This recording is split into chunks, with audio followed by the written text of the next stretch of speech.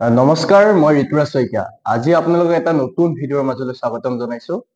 2024 চনৰ 3 অক্টোবৰ তাৰিখে আপোনালোক সকলোৱে জানে অসমীয়া ভাষাৰ লগতে কেইবাটাও ভাষাই ধ্ৰুপদী ভাষাৰ মৰ্যাদা লাভ কৰিছিল। কিন্তু আমি কিমানজনে জানো অসমীয়া ভাষাৰ উদ্ভৱ কিদৰে হৈছে? ধ্ৰুপদী ভাষাৰ মৰ্যাদা লাভ কৰাৰ লগে লগে অসমৰ বিভিন্ন প্ৰান্তত আমি দেখিবলৈ পালো ভাষা গৌৰৱ সপ্তাহ ধুমধামেৰে তেওঁলোকে অনুষ্ঠিত কৰিলে। কিন্তু আমি কিমানজনে জানো অসমীয়া ভাষাটো কিদৰে আহি বৰ্তমানৰ অৱস্থা পাইছে? আমি কিমানজনে জানিবলৈ ইচ্ছা কৰিছো অসমীয়া ভাষাটোৰ কিদৰে উদ্ভৱ হৈছিল? গতিকে আহক আমি আজি পাতিবলৈ ওলাইছো অসমীয়া ভাষাৰ উদ্ভৱৰ কথা। অসম মুলুকত পোনপ্ৰথমে অনাৰ্যসকলৰ বাসস্থান আছিল। চুতীয়া বৰাহীকে আদি কৰি কেইবাটাও জনজাতীয় জনগোষ্ঠীয়ে ইয়াত শাসন কৰিছিল। কিন্তু তাৰ পৰৱৰ্তী পৰ্যায়ত আমি দেখিবলৈ পাইছো বিভিন্ন কাৰণবশতঃ আৰ্যসকল অসমলৈ আগমন ঘটিছিল, কিন্তু তেওঁলোক কেতিয়া আহিছিল সেয়া আমি সঠিকভাৱে ক'ব নোৱাৰো।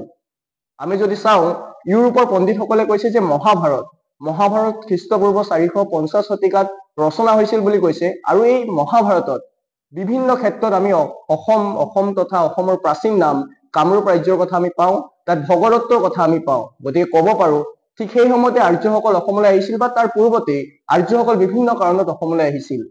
তেওঁলোক আহোঁতে তেওঁলোকৰ লগত উন্নত কৃষি ব্যৱস্থা লৈ আহিছিল, আৰু অতিকৈ গুৰুত্বপূৰ্ণ কথা যে তেওঁলোকে লগত লৈ আহিছিল সংস্কৃত ভাষাটো।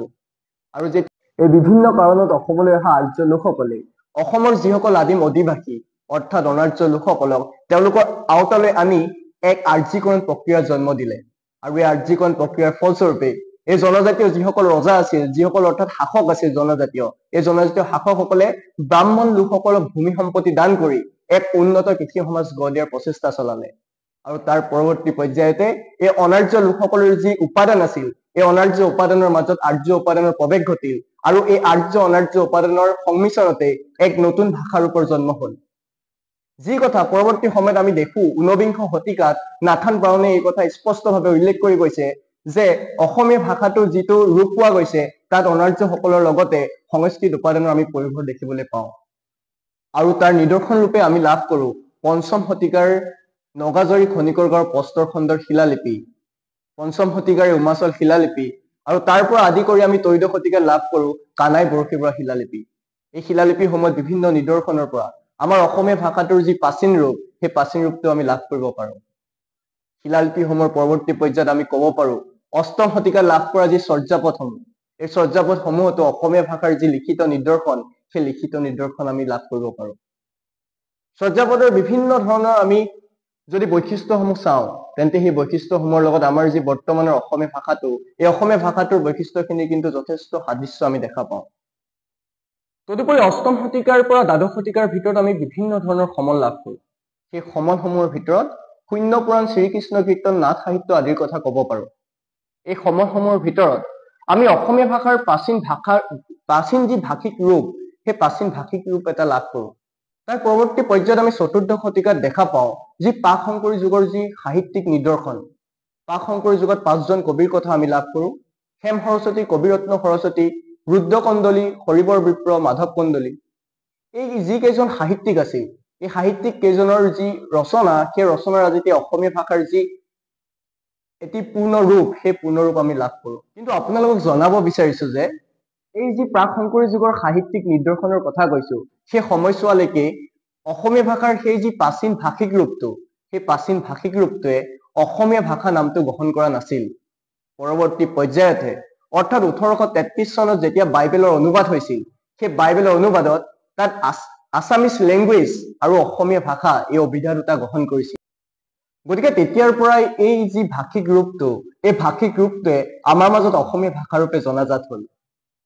আৰু আপোনালোক জনাব খুজিছো যে যি সুবাসনা মহন্ত ভাষাবিদ আৰু লগতে ভাষাবিদ উপেন্দ্ৰনাথ গোস্বামীয়ে এই যি উমাচল শিলালিপি নিদৰ্শন পোৱাৰ সময়ছোৱা অৰ্থাৎ 5ম শতিকাৰ পৰা 4ৰ্থ শতিকালৈকে এই সময়ছোৱা অসমীয়া ভাষাৰ উদ্ভৱকালীন সময় বুলি অভিহিত কৰিছে।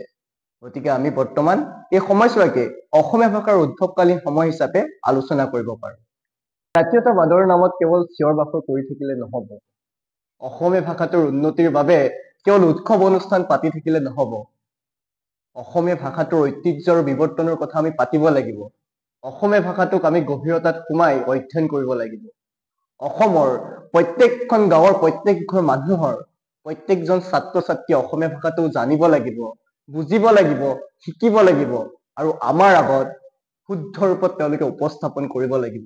তেতিয়াহে আমি অসমীয়া ভাষাটোক যি বিশ্বৰ দৰবাৰত প্ৰতিষ্ঠা কৰাৰ যি সপোন দেখি আছো, সেই সপোনে সাকাৰ ৰূপ লাভ কৰিব।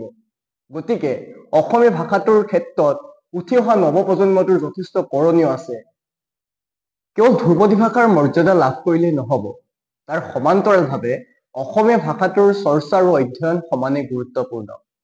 শেষত আপোনালোকলৈ এটাই অনুৰোধ, আপোনালোকে ভিডিঅ'টো যিমান পাৰে শ্বেয়াৰ কৰি দিব। শ্বেয়াৰ এটা কাৰণেই কৰিব, আমাৰ উঠি অহা যি নতুন প্ৰজন্ম, সেই নতুন প্ৰজন্মতে জানক যে অসমীয়া ভাষাটো আমাৰ কিমান পুৰণি, অসমীয়া ভাষাটোৰ ঐতিহ্যই কিমান বছৰীয়া ঐতিহ্য বহন কৰি আছে। গতিকে শেষত আপোনালোকক অনুৰোধ জনাই মোৰ ভিডিঅ'টো ইমানতে সমাপ্ত কৰিছো। ধন্যবাদ।